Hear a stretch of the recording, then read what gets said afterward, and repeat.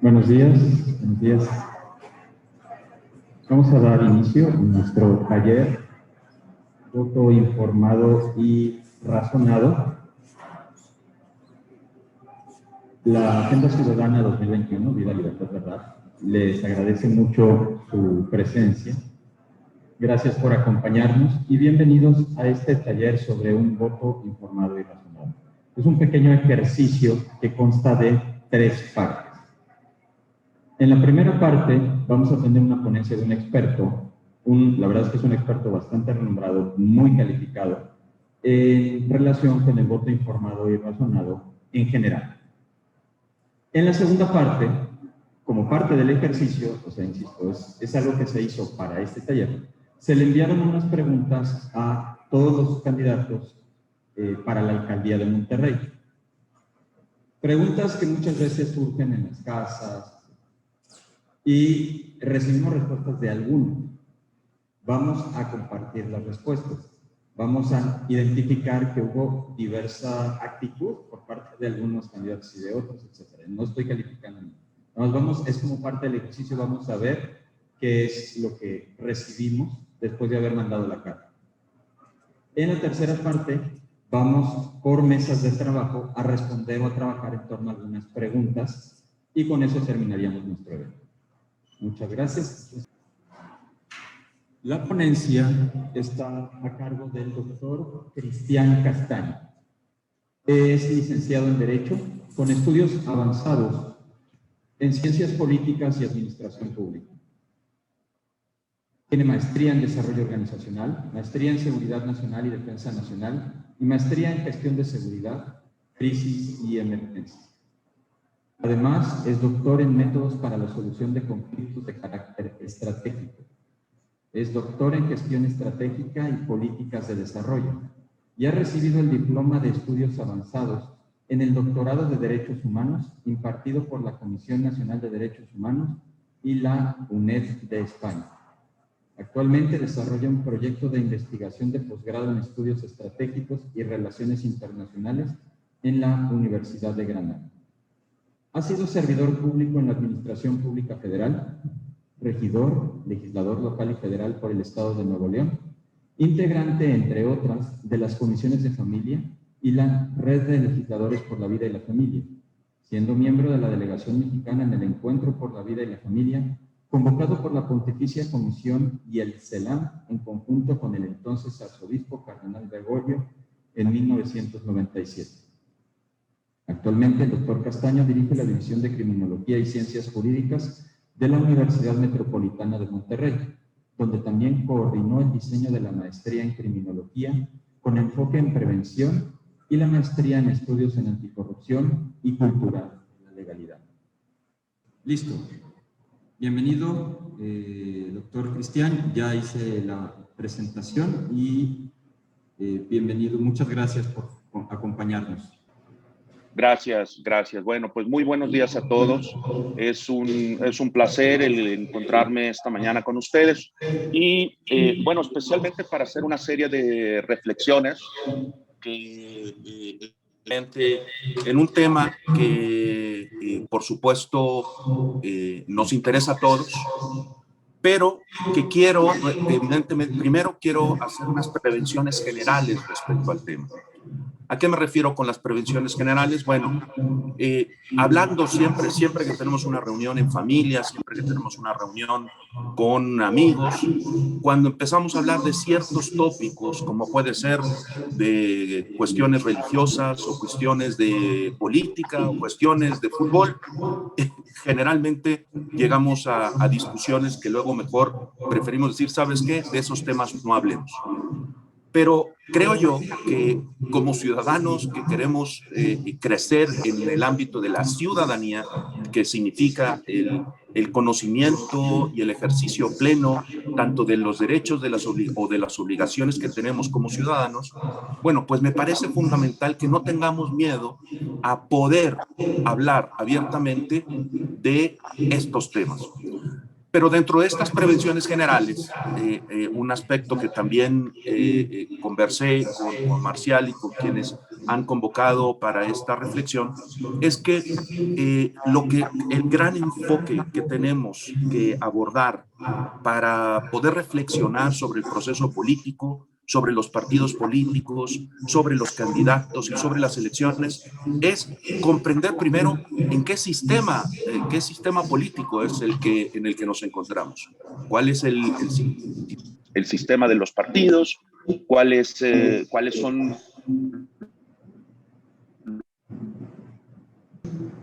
Cristian, se está cortando.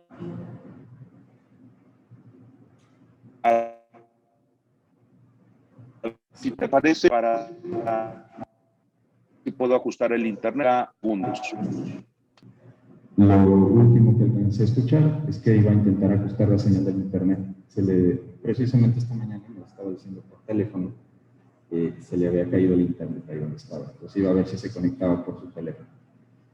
Bien, en lo que el doctor Castaño se vuelve a conectar, vamos a ir pasando a otra etapa de la dinámica o del taller. Se envió una carta a los candidatos o a los equipos de campaña de los candidatos a la alcaldía de Monterrey. Vamos a leer la carta y posteriormente vamos a compartir lo que recibimos. Esta es la carta que recibimos, que mandamos.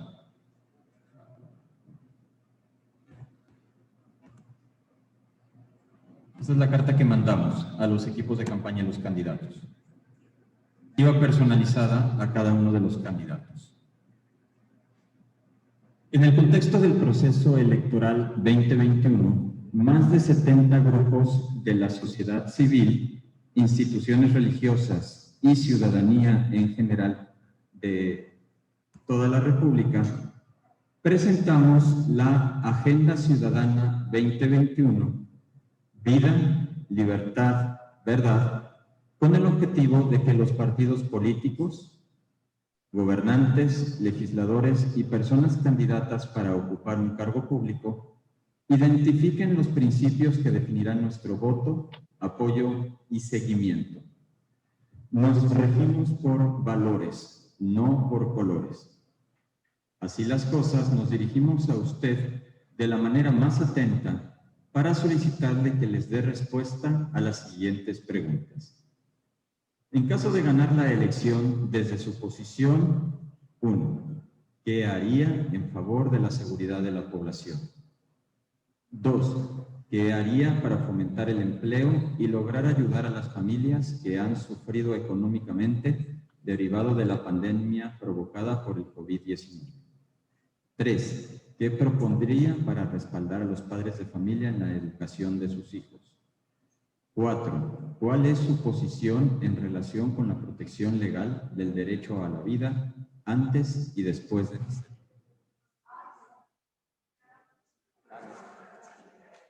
Nos faltaba eso, ¿verdad? Bueno, pues no, al contrario, muchas gracias a ustedes.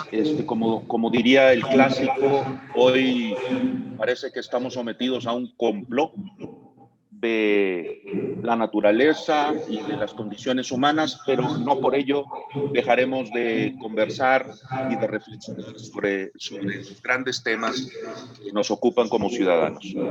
Bueno, pues miren, también en respeto a su tiempo y a la dinámica que ustedes estarán por desarrollar, trataré de sintetizar algunos elementos importantes para que comprendamos ¿por qué vivimos con partidos políticos? ¿Para qué son los partidos políticos? ¿Por qué son relevantes las agendas que le proponen a los ciudadanos? Las agendas más que los mensajes, los eslogans y los propios elementos comunicacionales de las campañas. Permítanme, por favor, yo les hacía una prevención en el sentido de que lo que yo les comparta tendrá sobre todo un enfoque académico, comprendiendo el origen y naturaleza de las instituciones políticas, y lo que yo vierta con ustedes no tendrá que ver con mis creencias o convicciones políticas personales. En caso de que yo dé una opinión subjetiva, lo haré saber en su momento. Quiero en primer lugar, además de estas prevenciones generales, el compartirles cómo en los últimos años, especialmente en América Latina, bueno, pues hemos visto que en distintos países las sociedades han quedado desencantadas de la democracia. Han quedado desencantadas diciendo, oye, creemos en la democracia, pero pensábamos que la democracia nos iba a traer otro nivel de vida, otra calidad de vida. Quiero referirme en particular a los estudios que ha hecho Latino Barómetro. Latino Barómetro, para aquellos que estén interesados en lo que pasa tanto en indicadores políticos, sociales, económicos, culturales en América Latina, es un instrumento de análisis, herramientas científicas. Tiene especialmente su principal sede en Santiago de Chile, y Latino Barómetro nos arroja datos muy importantes sobre el comportamiento de nuestras sociedades. Bueno, pues en relación a la democracia, Latino Barómetro nos ha dicho que hay una cantidad importante de las sociedades en América Latina, como decía, desencantadas, un poco frustradas, porque la expectativa de la democracia no era solamente la expectativa de poder votar por ciertas autoridades, sino también con la expectativa de tener un nivel de vida, un nivel en el ejercicio de los derechos, un nivel en donde las libertades individuales pudieran cristalizarse y esto pudiera también transminarse no solamente a mi persona, sino a mi familia y a mi comunidad. Esto no ha pasado siempre. Esto no ha pasado siempre porque por eso es muy importante saber lo que significa la democracia y el gran alcance, la gran trascendencia de un sistema democrático. Para empezar, cuando hablamos de democracia, no podemos pensar que la democracia es simplemente ir a votar o participar en las elecciones. Que la democracia tiene que ver con un país en donde, primero, para empezar, se reconocen y se respetan los derechos de los ciudadanos. Ese es un requisito fundamental de la democracia. Hay un respeto fundamental de los derechos de las personas. Y la sociedad le delega a un gobierno, la sociedad que es, digamos, el repositorio de la soberanía.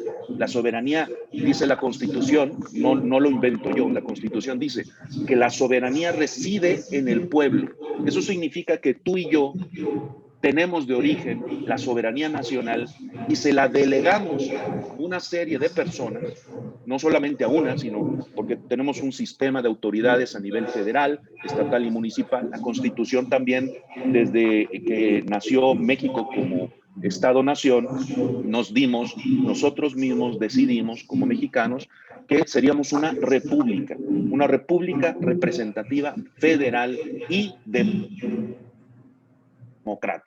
Bueno, pues nosotros hemos delegado este poder originario a una serie de autoridades a quienes les encomendamos la administración de nuestros recursos y les encomendamos también que nos hagan una serie de propuestas para resolver lo que conocemos como la cosa pública.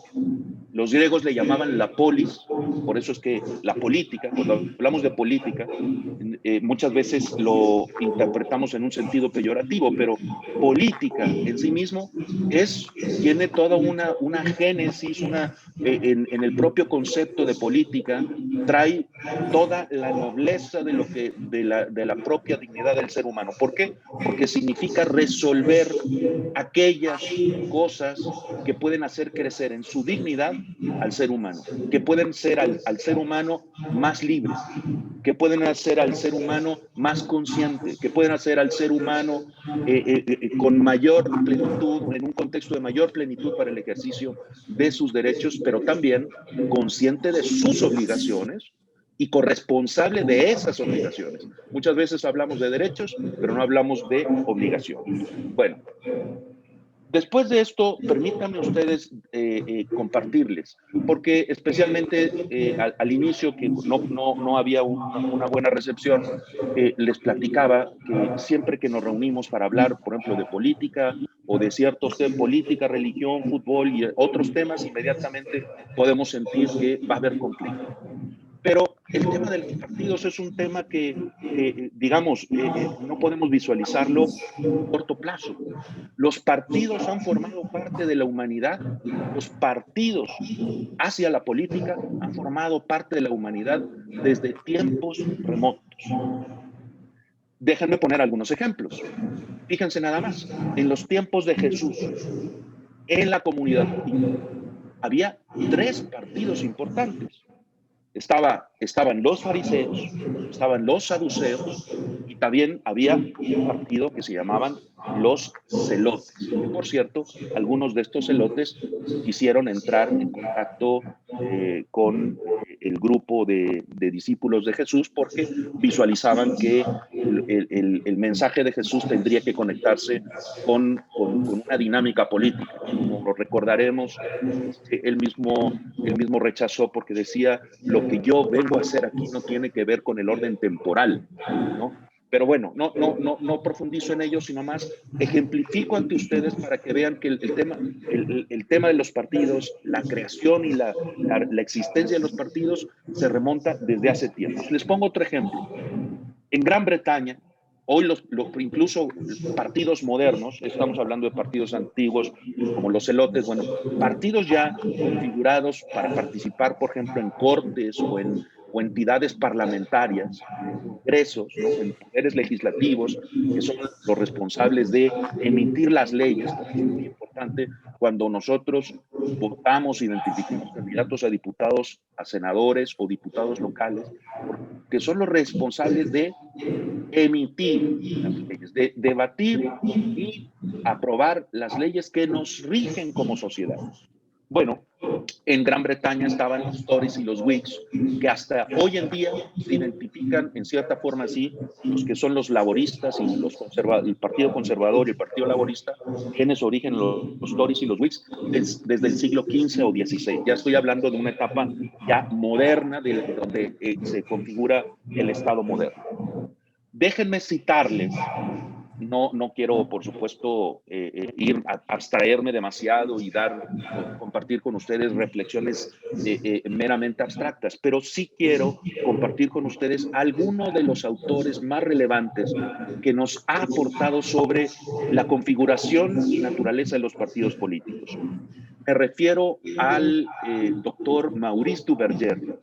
Maurice Duverger creo que es el científico social, el científico político más importante que nos ha ayudado a comprender la naturaleza de los partidos políticos. Él incluso hace una clasificación entre distintas tipologías de los partidos y nos ayudó a comprender, por ejemplo, que hay partidos de masas y hay partidos de cuadros.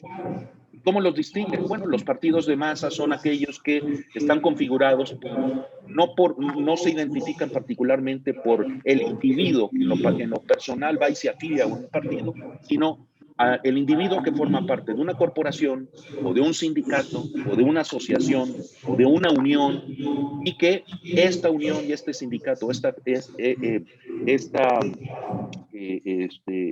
asociación o agrupación se une a un partido político, pero en un sentido masificado. En los partidos masificados encontramos en sistemas, por ejemplo, los sistemas, lo que ha sido el comunismo en el mundo, lo que ha sido el fascismo, lo que ha sido el nacionalsocialismo. Ustedes recordarán, los nazis, el nacionalsocialismo, los fascistas, los comunistas, generalmente se configuran con este tipo de partidos, los partidos de masas. Los partidos de cuadros son partidos que generalmente se han identificado, históricamente se han identificado más con estratos medios.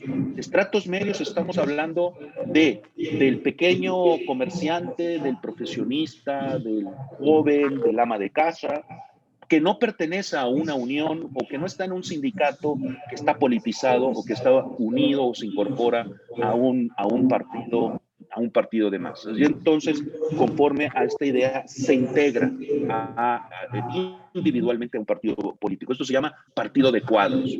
Hago estas dos grandes, hay muchas distinciones, pero te lo comparto para que tú puedas decir, oye, ¿qué tipo de partidos son los que tenemos en México? Bueno, te doy dos clasificaciones para que tú puedas visualizar entre los partidos de masas y los partidos de cuadros. Te decía hace un minuto te ponía algunos elementos para una reflexión a grandes rasgos de lo que ha pasado con la democracia o de lo que se siente en algunos países de América Latina sobre la democracia. Déjenme traer a colación uno de los postulados importantes que Aristóteles escribe. Aristóteles, dentro de su aportación filosófica, una de sus grandes obras es el libro de la Política. Así se llama una de las grandes obras de Aristóteles. La recomiendo ampliamente porque además en tiempos en donde hoy como ciudadanos no confiamos en la política, no confiamos en los políticos, no confiamos en los partidos, pues más importante es que dentro de nuestra educación cívica vayamos al origen de la política, vayamos al origen de lo que deben de ser los partidos políticos. ¿Para qué? Para influir en nuestra sociedad y esto ayude a configurar, a presionar, a intervenir, a incidir en que los partidos se modernicen, se actualicen, se transparenten, se vinculen realmente con la agenda que los ciudadanos estamos pidiendo y no con agendas de grupos, no con agendas particulares o con, digamos, entes de interés, ¿no? De intereses ya que excluyen al interés general. De hecho, la política, dice Aristóteles, la política es la resolución de los temas de la polis, es la resolución de los problemas de la ciudad. Pero fíjate qué importante nos advertía Aristóteles. Cuidado porque hay distintos sistemas políticos. Y él dice, uno de ellos es la democracia. La democracia es un sistema en donde el poder lo tienen los ciudadanos.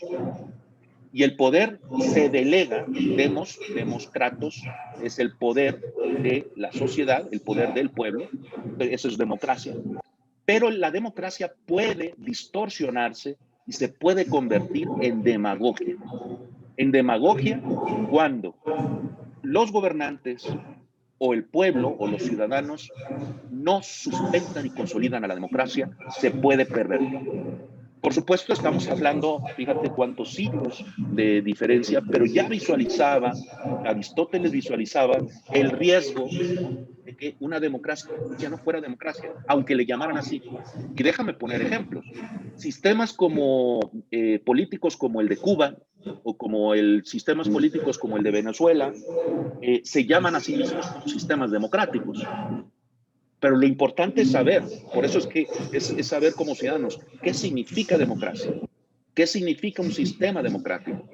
Porque un gobierno te puede decir, se vive la democracia, sí, nada más que en un país como en Cuba, en donde solo existe un partido político, nada más, y es el Partido Comunista Cubano. Es el único, está prohibido cualquier otro partido político. Bueno, pues es que parte precisamente de la democracia es que podemos tener distintas ideas, pero estas distintas ideas tenemos caminos y tenemos alternativas para poder dialogarlas. Algo que constantemente yo discuto con estudiantes de ciencia política o con estudiantes en las instituciones en las que yo presto, digamos, mi servicio académico, es precisamente respecto a la discusión de las ideas políticas, ¿no? El ruido político que se hace con la confrontación y con el conflicto. Y déjenme decirles esto.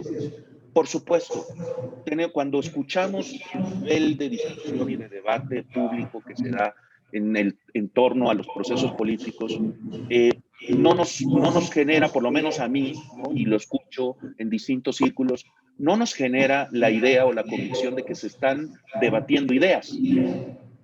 No se debaten ideas, no se debaten propuestas. Se debaten, por ejemplo, a veces ni se debaten, sino más bien se califican, se atribuyen o se imputan conductas que son meritorias del desprecio, del descrédito, ¿no? De la impugnación social, para decir tú no debes de ser porque fuiste esto, hiciste esto, tienes este antecedente.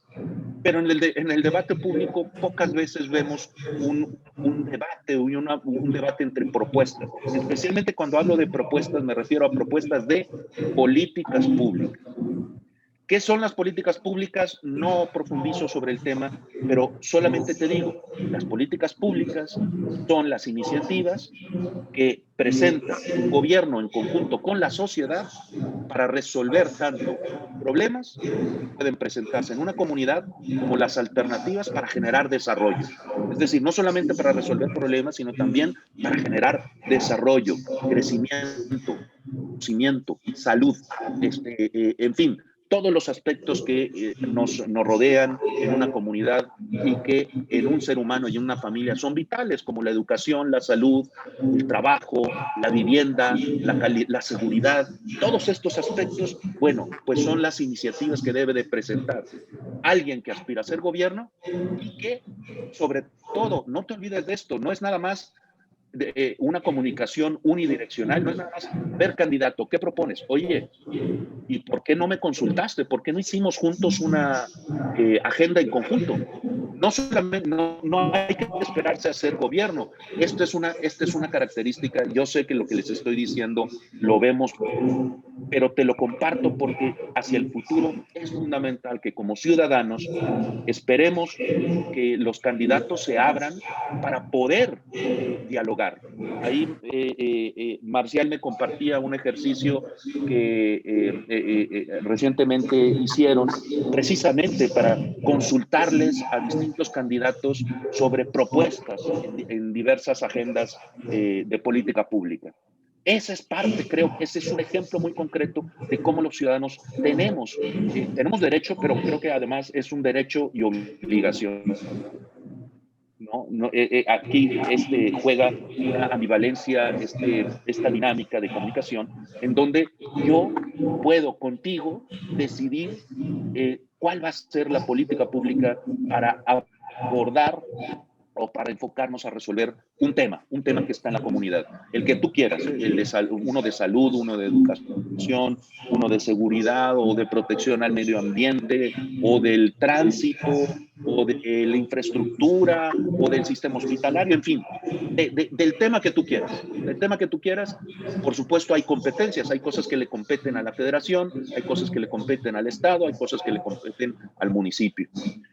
Aquí hago nada más un paréntesis y lo conecto con este último comentario, porque también, habiendo yo tenido alguna intervención en distintos poderes, el poder ejecutivo, el poder legislativo, también ahora vinculado y cercano con jueces, magistrados, ministros de la Corte, en comprendiendo el ejercicio de la función de los poderes públicos, debo decirte que luego la propia sociedad pervierte con ciertos políticos el actuar de los candidatos que son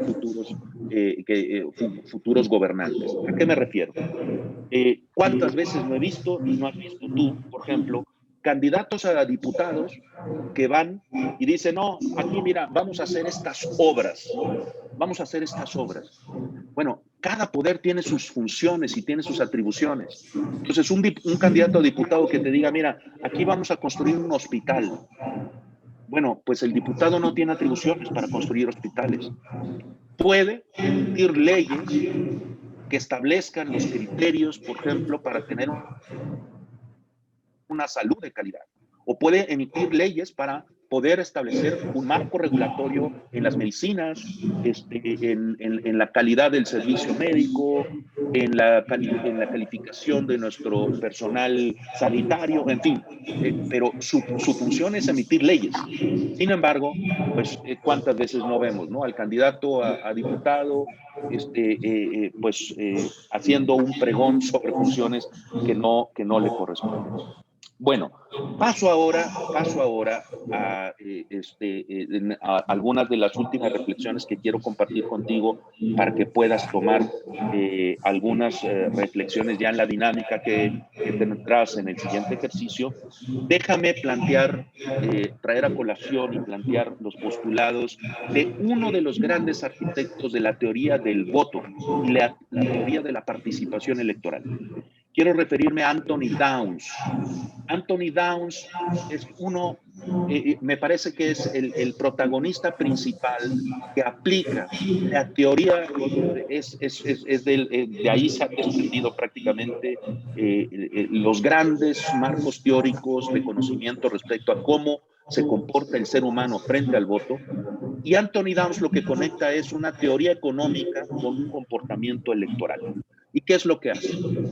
El votante lo que hace es un análisis de lo que tiene enfrente, de las ofertas que tiene enfrente, y elige racionalmente conforme a lo que más le reditúa, a lo que más le reditúa. Parece que esto es una verdad de perogrullo, pero mira, ahora sin profundizar, por supuesto, mucho en ello, pero Anthony Downs dice, el comportamiento que tenemos para votar, que tiene el individuo para votar, muchas veces es el comportamiento que tenemos cuando vamos a elegir, por ejemplo, comprar un bien o un servicio.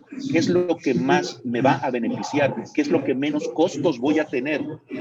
Fíjate, costos-beneficios. Costos-beneficios que aquí no solamente es lo económico, costo-beneficio, lo que hace Anthony Downs es aplicar un principio general de economía, pero en el comportamiento electoral dice, los costos-beneficios pueden ser costos-beneficios sociales, pueden ser esos costos-beneficios culturales, costos-beneficios de salud, costos-beneficios en desarrollo tecnológico, en el cuidado al medio ambiente. Costo, ¿qué es lo que me cuesta más? ¿Qué es lo que más le puede impactar a la sociedad?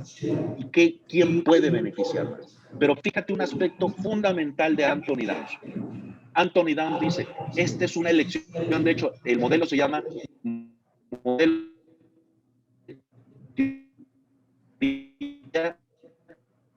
de la elección racional. Porque Anthony Downs dice, no se trata de emociones, no se trata de lo que siente el votante, sino, aunque pueda sentir cosas, si siente indignación, la indignación se va a traducir en un comportamiento racional. Si siente alegría o si siente miedo, esto se va a convertir en una elección racional. Esto que han comprendido muy bien los partidos políticos, desgraciadamente, ha desvirtuado nuestro sistema democrático. Se han enfocado a influir la racionalidad de los votantes, generando únicamente emociones. Fíjate qué importante esto, emociones. Se han enfocado a generar emociones. Por eso es que se han despreciado el tener plataformas políticas, tener propuestas de gobierno, porque la gran parte de sus propuestas, la gran parte de sus mensajes están vinculadas a que te sientas tranquilo, a que tengas esperanza, a que tengas miedo. O sea, hay muchas emociones y dependiendo del partido y dependiendo del candidato, son las emociones que vienen vinculadas a eso. Pero tú que te estás preparando para un voto informado y razonado, lo importante es precisamente que puedas distinguir, oye, ¿qué mensaje hay detrás de esto y qué está proponiendo? ¿No? De hecho, por lo que alcancé a ver en la dinámica, fíjate que podrás tú aterrizar precisamente, oye, este candidato, si me está advirtiendo sobre un futuro, ¿por qué lo está haciendo? Sí, y que tú puedas distinguir. Esto corresponde a un engaño, porque en esto puede haber mucho engaño, o hay evidencia al respecto. Siempre, ojo, siempre como votante exige evidencia, porque si no nos quedamos en una deliberación política de mensajes, de eslogans. Y eso no, la democracia no se nutre de eslogans, no se nutre de lemas políticos o de lemas de campaña, ¿no? El votante tiene que adentrarse precisamente al más allá de primero los pobres, todo va a estar bien, todo va a estar mejor, en fin, esos eslogans que muy bien tienen el derecho a hacerlo, es parte del juego político, todos los partidos tienen derecho a hacerlo, pero tú como votante tienes la obligación de profundizar. Oye, pues si primero los pobres, déjame preguntar, ¿no? Déjame indagar. ¿Cómo ha cambiado la situación de los pobres en México? ¿Ha aumentado o ha disminuido? Y si ha aumentado, ¿por qué ha aumentado? ¿Qué política realmente has hecho tú, gobernante, que puede ser presidente, o gobierno federal, o gobierno estatal, o gobierno municipal? Y dime, demuestra. Esto es, ahora tenemos ciertas ventajas, porque mira, hay alcaldes, y ya tenemos un sistema de reelección en algunos de los poderes públicos, que el caso, por ejemplo, de legisladores y de presidentes municipales, en donde, mira, hay muchas desventajas y en la democracia, o sea, no podemos decir que la democracia es un sistema perfecto, ¿no? Decía, entre otros pensadores, entre otros Ortega y Gasset, oye, pues la democracia es uno de los peores sistemas del mundo, pero es lo mejor que tenemos. Es lo mejor que tenemos. O sea, no tenemos otra cosa mejor que la democracia.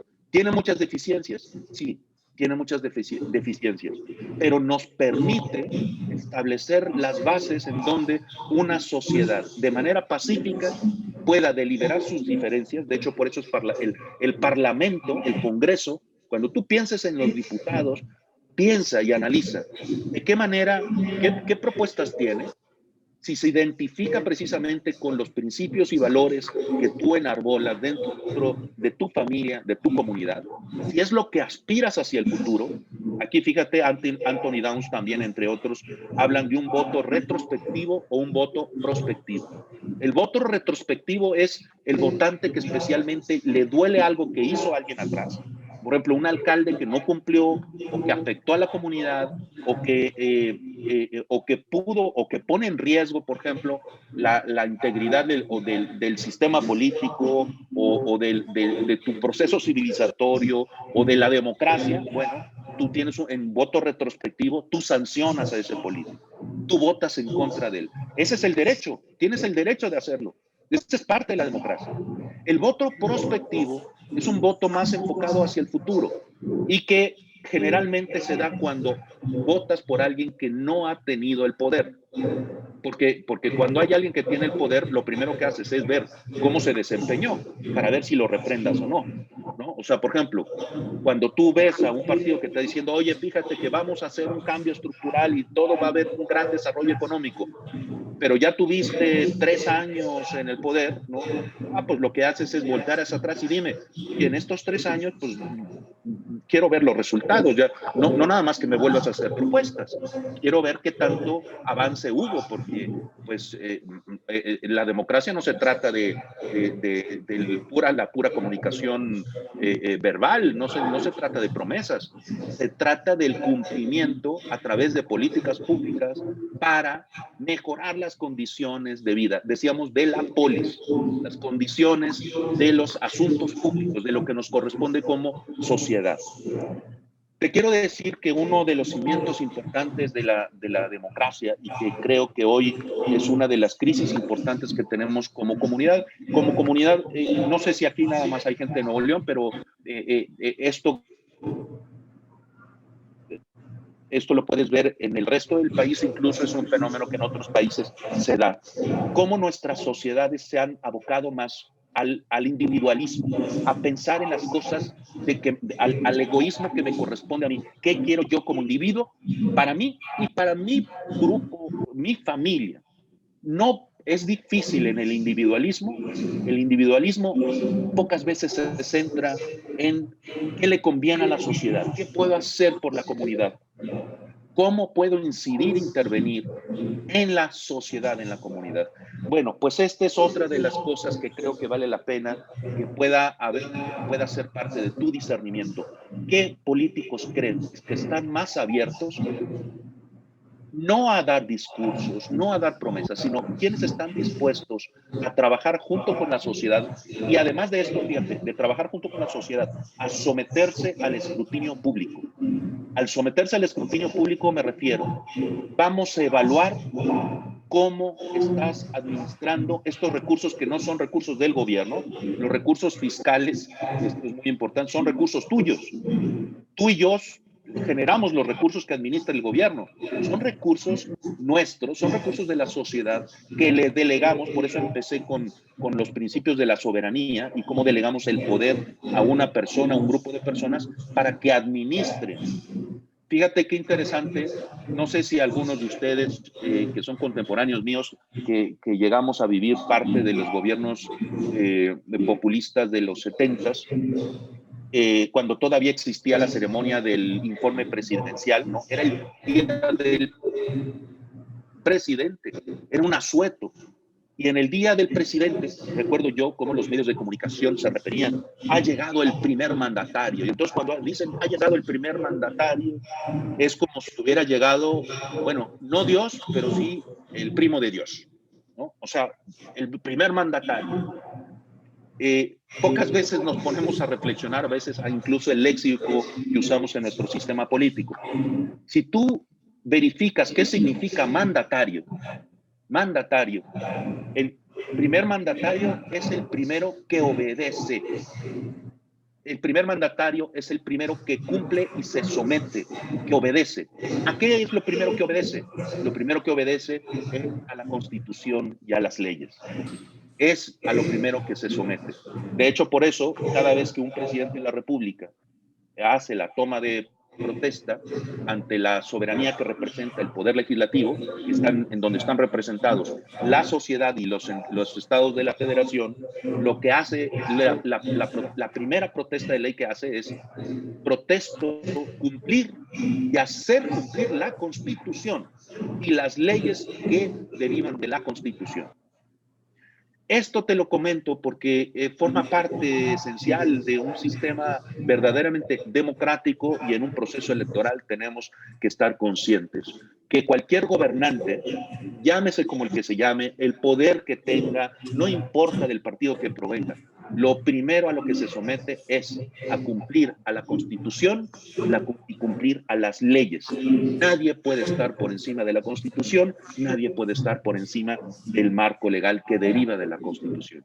Y si como sociedad no nos gusta una ley, ahí está esa corresponsabilidad y esa participación para incidir junto con el Poder Legislativo para darnos las leyes que queremos como sociedad.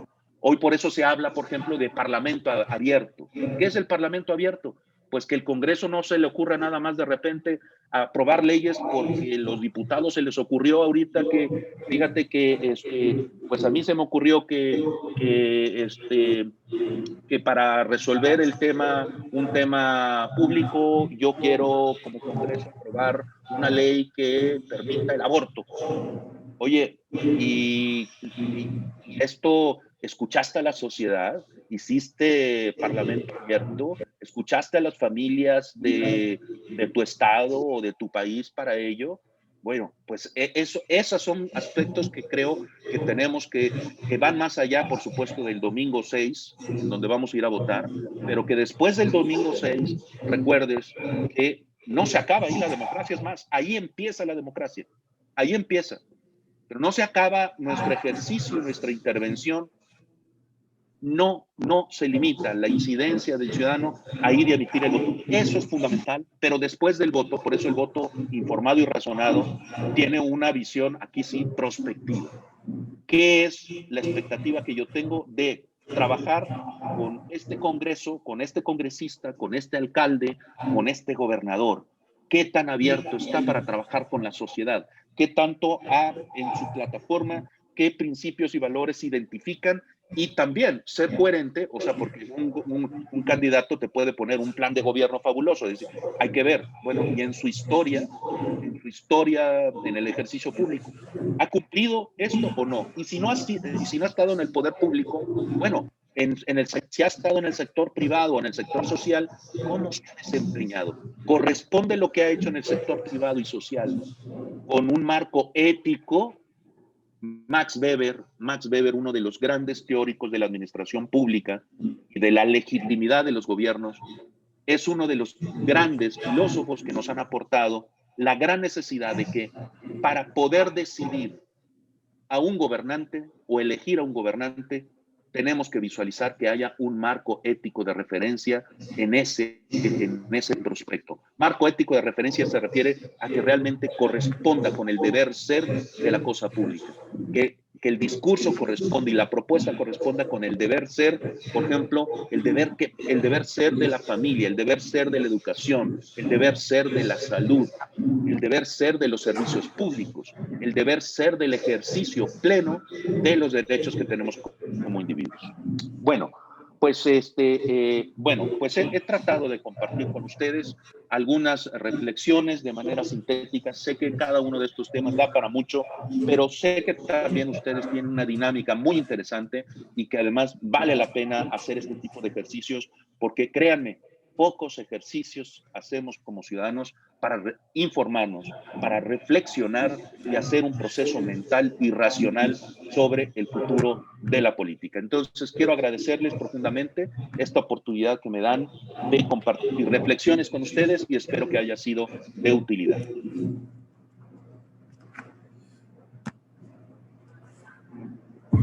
Muchas gracias, Cristian. Le damos un aplauso al doctor.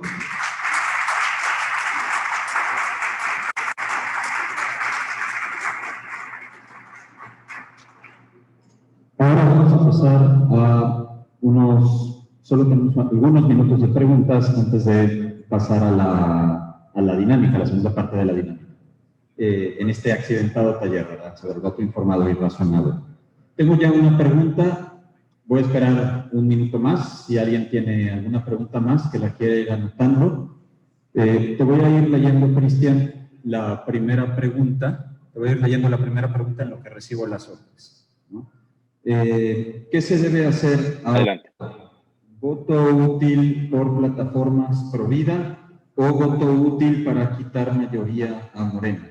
Aquí en Nuevo León, Movimiento Ciudadano trae mucha fuerza, pero es un partido de izquierda, pro cultura de muerte. ¿Debemos apoyarlo para quitar mayoría a Morena o hay que votar por el segundo lugar? ¿Alcanzaste a escuchar la pregunta? Bueno, pues mira, agradezco la pregunta, aunque alguna cosa se cortó, pero creo que pude escuchar la pregunta. La verdad es que no me atrevo yo a sugerir por quién votar. No, ¿se me escucha? ¿A mí se me escucha? Sí, se escucha bien. Muy bien. Bueno, debo decir lo siguiente. Creo que en un seminario como estos no me corresponde a mí decirles a ustedes hay que votar a favor o en contra de un partido. Sí es fundamental, señoras, señores, es fundamental. Esto viene implícita en la pregunta. Un partido que no cree en el derecho a la vida y lo ha demostrado en las leyes que ha promovido en un congreso, debe de quedar a tu consideración, a tu deliberación. Porque si tú respaldas a un político, a un partido que no defiende a la vida, déjame decirte que no solamente estás empoderando a ese político o a ese partido para que quebrante uno de los derechos fundamentales que tiene la persona, sino que tú te haces corresponsable. Esto puede suceder no sé, puede suceder con uno u otro partido, el que sea. No importa cómo se llame el partido. Lo que sí es que es fundamental que visualicemos que el partido y el candidato, ojo, señoras y señores, es importantísimo porque muchas veces pensamos, oye, este partido es un partido pro vida o es un partido anti vida. Bueno, oye, y el candidato, sí me interesa saber qué piensa el candidato. Generalmente el candidato va a ser coherente con el postulado del partido, pero no siempre, no siempre, y por eso sí es muy importante el poder conjugar, hacer un análisis de qué plantea el partido y qué plantea el candidato. No sé si hay alguna otra pregunta. Siguiente pregunta, comentario. ¿Me alcanzas a escuchar, Cristian? Sí, adelante. En una democracia es habitual que las propuestas de cambio de los artículos de la Constitución vengan del presidente o quién más las propone. Bien, muchísimas gracias por la pregunta. Esto es muy importante. Miren, la Constitución establece un proceso y establece las facultades de quiénes son los que pueden presentar una iniciativa para reformar la Constitución. Efectivamente, el presidente de la República tiene el derecho de presentar una iniciativa. También la tienen todos los legisladores federales. Todos los legisladores federales, en el caso de Constitución Federal y de leyes federales, cualquier diputado federal y cualquier senador puede presentar una iniciativa de reforma a la Constitución o a las leyes que emanan de la Constitución. Hay un proceso que hace pocos años nos dimos en la Constitución, pocas veces ejercitado, que se deriva en el derecho a presentar una iniciativa popular. Esto, fíjate, es uno de los mecanismos que ojalá podamos perfeccionar hacia el futuro, que consiste en que un grupo de personas, claro, hay un procedimiento para ello, se tiene que conjugar todo no es simplemente que se junte un grupito de personas, sino hay un proceso normativo que regula esto, pero los ciudadanos, aún no formando parte del Congreso, podríamos presentar una iniciativa de ley ante el Congreso para reformar la Constitución o las leyes que emanan de ella. Hay excepciones, por ejemplo, están vetadas presentar iniciativas en materia fiscal, en materia de seguridad nacional, en materias que son sensibles, todo lo que tiene que ver con carga tributaria o con el modelo de seguridad de la nación son mecanismos, son tópicos que no se pueden presentar iniciativas populares,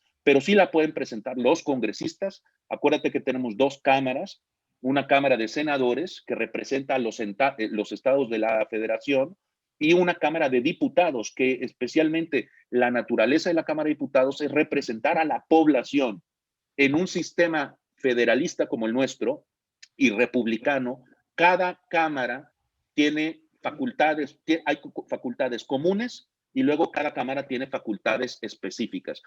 No hay una cámara más importante que otra. Así te lo digo, por ejemplo, la Cámara de Diputados tiene el derecho exclusivo de aprobar el presupuesto de egresos de la Federación, es decir, el presupuesto de todos tus impuestos y los míos.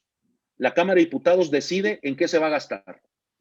Cosa importante, ¿eh? Por eso hay que ver qué están proponiendo y qué ideas traen los diputados federales, porque ellos son los responsables de aprobar el presupuesto de egresos de la Federación. Ahí siempre una recomendación es que no todo el poder, y por eso es que luego en la teoría de equilibrio de poderes, si un presidente es de un partido, es recomendable para una democracia, es recomendable que no tenga la concentración de otros poderes, es decir, que no tenga todo el poder en el poder legislativo y mucho menos que se entrometa o que pueda intervenir en un poder judicial, porque en esa concentración de poder lo que se hace es transitar ya no de un modelo democrático pleno, sino lo que estamos haciendo es quebrantar el sistema democrático y convertirnos en un sistema autoritario. No abundo sobre esto, pero la ciencia política ha definido muy bien cómo democracias pueden transitar en poco tiempo y muy fácil a sistemas autoritarios y de sistemas autoritarios pueden transitar ya a sistemas totalitarios. Esto es algo que no invento yo, es algo que se ha dado en distintas partes del mundo.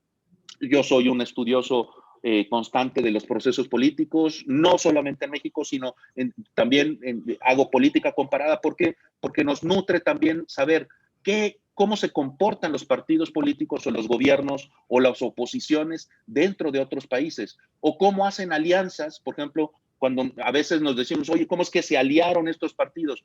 Bueno, pues yo te puedo contar, entre otras, más que anécdota, una enseñanza. Pongo el ejemplo del Líbano, de caso de las alianzas políticas. En el Líbano, una de las comunidades, de las culturas más importantes que hay en el Líbano son los cristianos maronitas. Bueno, los cristianos maronitas, que desde hace tiempo ejercen el poder ejecutivo, se aliaron con musulmanes. Tú me podrías decir, oye, pero ¿cómo? Pues si son el agua y el aceite, ¿cómo es que se juntan? Bueno, cristianos se unieron con musulmanes sunitas para prevenir que los musulmanes chiitas tienen una organización muy poderosa en el Líbano que se llama Hezbollah, que es una organización muy vinculada a Siria y a Irán, muy vinculada a la yihad islámica y a grupos extremistas. Y entonces, ¿qué hicieron en el Líbano? Oye, para prevenir que un grupo que pueda establecer un sistema autoritario, totalitario en el Líbano, ¿qué hicieron? Se juntaron cristianos y musulmanes. Te lo pongo como ejemplo porque constantemente, por supuesto, nosotros luego no entendemos algunas cosas que se dan, ¿no?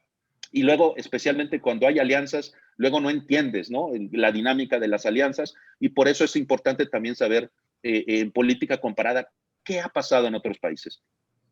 Pero bueno, ya no abundo más sobre este tema y no sé si hay alguna otra pregunta. Gracias. Las dos últimas preguntas para poder pasar al final de la dinámica, o la última parte de la dinámica, o sea, todavía nos falta una buena parte de la dinámica.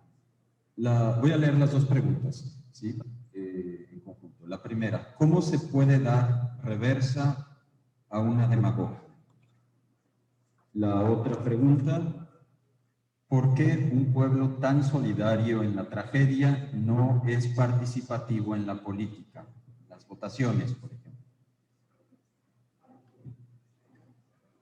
Oye, las dos preguntas súper importantes, yo las agradezco porque nos ayuda a tener un diálogo realmente sobre los tópicos que considero yo estratégicos en nuestra materia.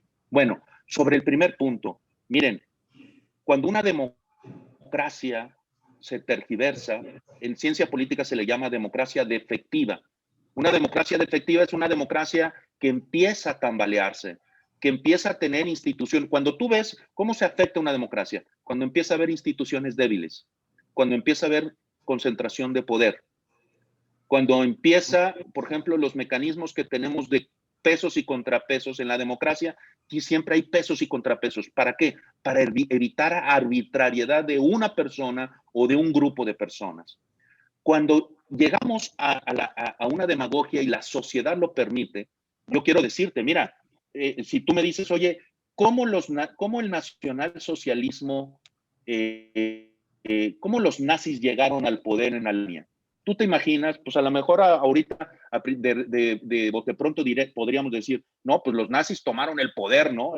Tenían ahí a su Kaiser, a su comandante, el señor Hitler, Adolf Hitler, y tomaron el poder por violencia. Quiero decirte que no fue así. Los nazis llegaron por el voto, especialmente de las clases medias.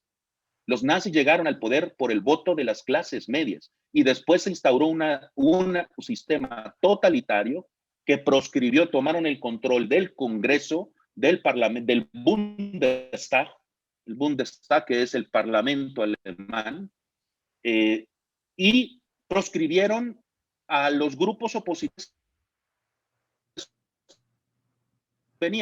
permitieron afiliándose al Partido Nacional Socialista. Te puedo poner otros ejemplos de cómo democracias defectivas, democracias débiles, por la no actuación o la mala actuación de la sociedad, permiten que se den otros pasos y se convierte en demagogias o en autoritarismos o ya en sistemas autocráticos. Señores, miren, esto está medido, pero después de caer en estos sistemas autocráticos puedes durar décadas. Es muy difícil reconstituir una democracia, es muy difícil. Yo, mira, con todos los asegúnes y deficiencias que tenemos en nuestra democracia, nosotros vivimos en una democracia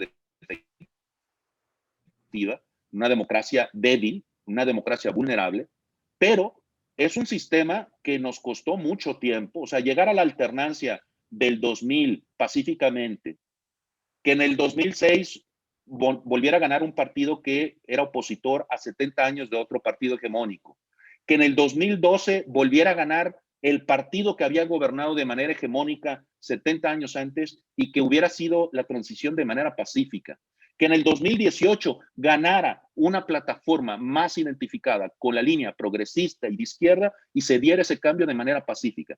Señores, eso hay que agradecer que nuestro país mantiene esa democracia y hay que conservarla, hay que cuidarla, porque y hay que decirle a cualquier gobierno que hoy está y que mañana se puede ir.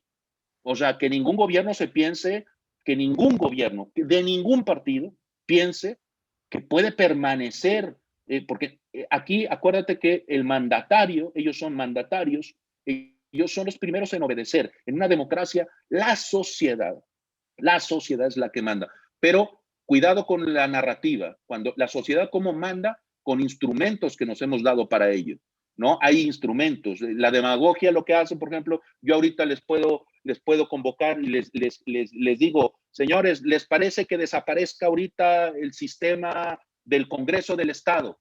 ¿No? Estamos ahí reunidos, estamos reunidos aquí 60, 50, 60 personas. ¿Les parece que el día de mañana desaparezca el Congreso? Y ustedes dicen, sí, que desaparezca. Bueno, ustedes, aunque sea un grupo muy respetable, pues no están representando a toda la sociedad. Esto es lo que sucede luego en el populismo, populismos de derechas y de izquierdas. Suelen hacer, ¿no?, una serie de, le llaman asambleas, que junto a un grupo de personas, muchas veces mal informadas o con poco conocimiento de los temas públicos, y les consulto, ¿no?, sobre algún tema de política pública. Y entonces, bueno, no seguí un procedimiento adecuado como nuestras leyes permiten.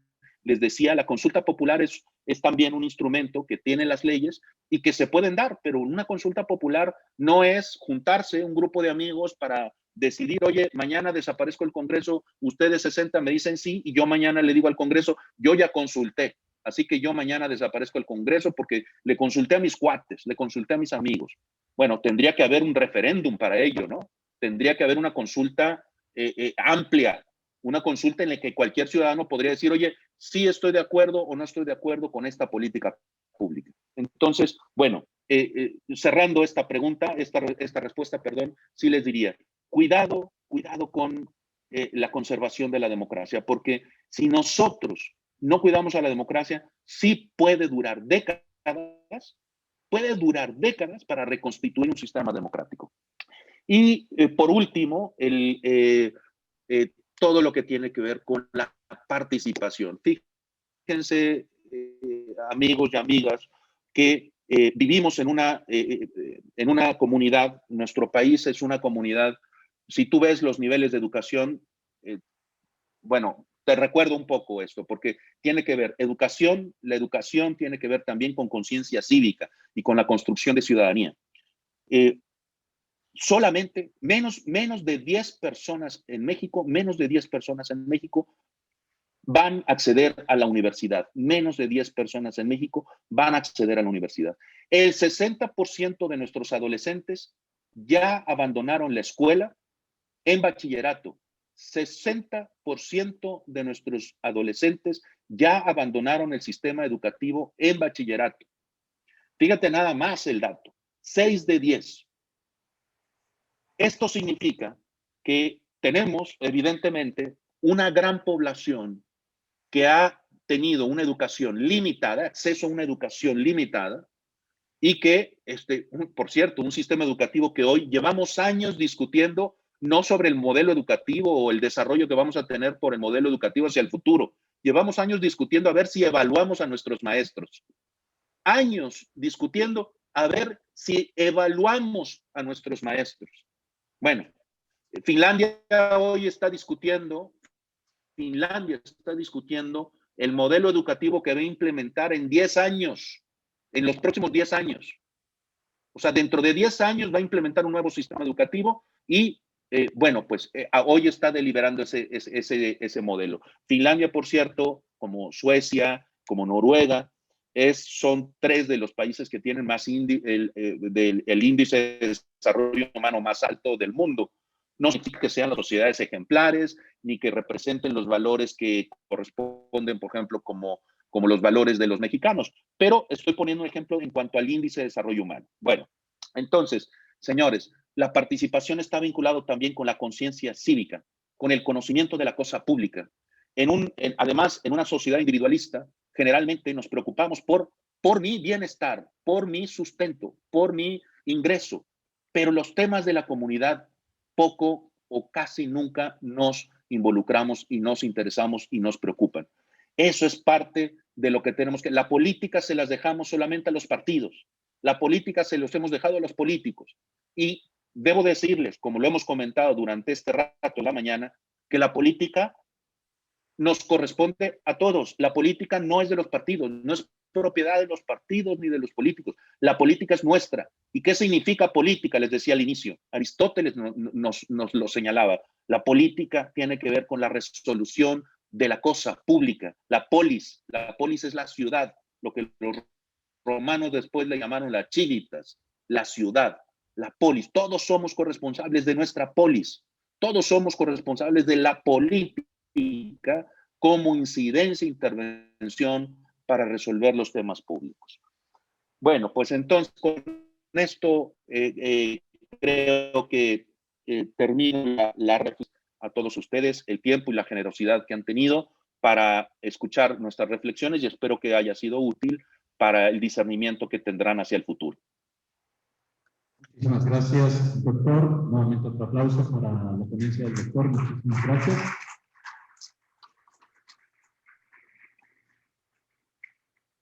Muchísimas gracias. Gracias. Yo voy a mantener abierta la sesión porque Hasta estoy grabando. Si quieres permanecer, pues permanece. Si tienes que retirar, lo entiendo. Como gustes. Muchísimas gracias. Tenemos comunicación. Al contrario, muchas gracias a ustedes. Gracias. Bueno, ahora...